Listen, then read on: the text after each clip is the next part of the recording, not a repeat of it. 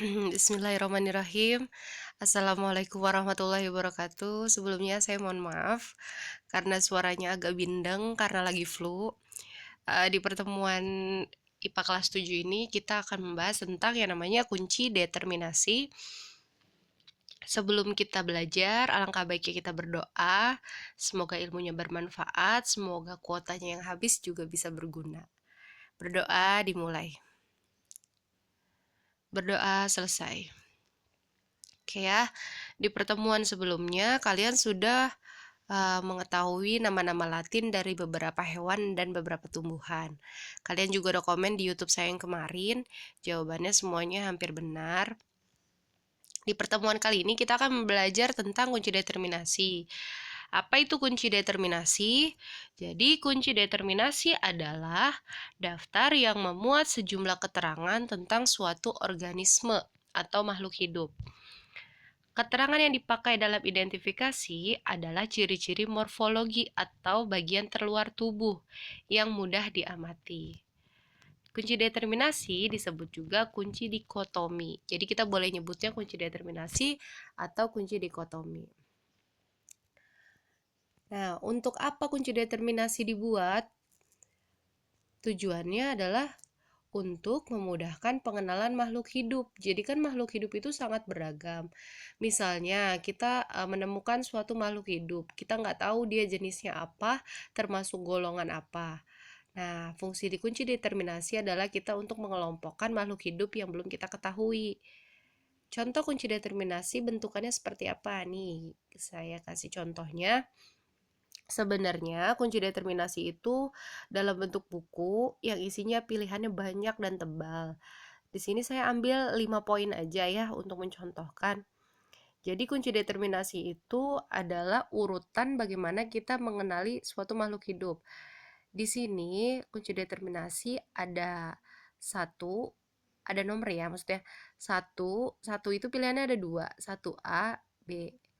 Kemudian 2A, B, 3A, B, 4A, B, 5A, B, dan seterusnya sampai selesai, sampai ke spesiesnya. Nah, gimana cara pakainya? Cara pakainya adalah di bagian ini, di setiap nomor selalu ada pilihan A dan B. Pilihan A dan B ini pilihan yang sangat berlawanan. Jadi kita diminta untuk memilih 1A atau 1B, 2A atau 2B, dan seterusnya. Nah, di sebelah kanannya titik-titik itu bukan bagian kosong untuk dijawab ya. Tapi misalnya kita memilih 1A, titik-titik menunjukkan angka 2. Maka angka 2 ini harus kita ikutin sesuai dengan titik-titik yang belakangnya.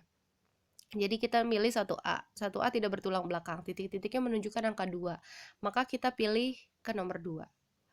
Kalau misalnya di satunya kita pilih 1B, bertulang belakang, maka titik-titik menunjukkan angka 3. Maka kita langsung loncat ke angka 3. Tidak perlu baca lagi nomor 2. Dan begitu seterusnya.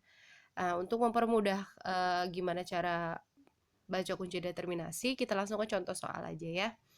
Saya pakai kunci determinasi yang tadi. Pertanyaannya adalah, buatlah kunci determinasi kambing berdasarkan kunci determinasi di atas. Kambing, semua kenal kambing kan ya? Jadi kita bayangin dulu kambing tuh kayak gimana. Setelah itu kita baca kunci determinasinya. Kambing, 1A, tidak bertulang belakang atau bertulang belakang. Kambing itu punya tulang belakang atau tidak? Kalau misalnya dia punya tulang belakang, maka kita pilih 1B. Ya, kambing itu bertulang belakang, makanya kita pilih 1B. 1B bertulang belakang, titik-titiknya menunjukkan ke angka 3.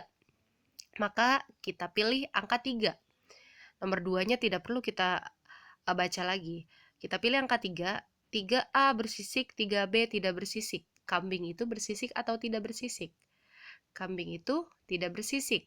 Maka kita pilih 3B. 3B menunjukkan titik-titik angka 5. Maka dari itu kita langsung loncat ke angka 5. Kita baca pilihannya A, berbulu, B, tidak berbulu. Kambing itu berbulu atau tidak berbulu? Kambing itu tidak berbulu ya. Jadi harus bisa bedakan yang mana bulu, yang mana rambut. Kalau di kambing itu namanya rambut. Bulu itu di burung. Oke, maka kita pilih 5B. 5B titik-titiknya menunjukkan Mama Lia. Maka kambing digolongkan ke dalam kelompok mamalia. Benar atau tidak? Ya, betul. Kambing itu termasuk mamalia karena termasuk hewan menyusui. Maka ini adalah kunci determinasi dari kambing. Contoh lain, biar kalian tambah paham. Kita pakai kunci determinasi yang tadi biar nggak bingung. Pertanyaan diganti, buatlah kunci determinasi ular. Berdasarkan kunci determinasi di atas. Sekarang ular. Kita bayangin ular ya. Ular kita pilih 1A atau 1B. Ular itu tidak bertulang belakang atau bertulang belakang. Tulang belakang itu tulang punggung ya. Tulang punggung, tulang rusuk itu namanya tulang belakang. Nah, kalau ular berarti dia punya tulang belakang, maka kita pilih 1B. 1B titik-titiknya menunjukkan angka 3, maka kita baca nomor 3.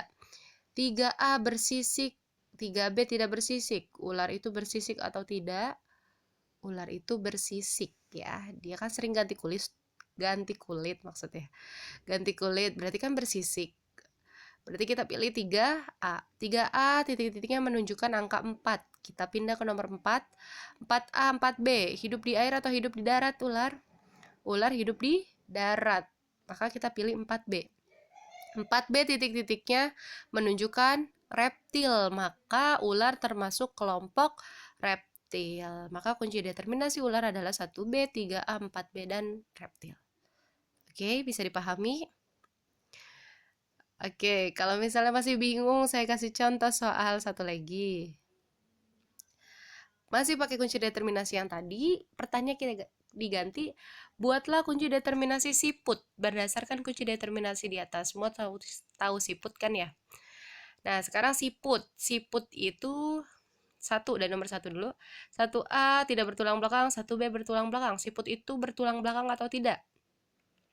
Siput itu tidak bertulang belakang, maka kita pilih 1A. 1A titik-titiknya menunjukkan angka 2. 2 kita pilih A, 2A. Kenapa 2A? Karena siput tubuhnya lunak dan bercangkang.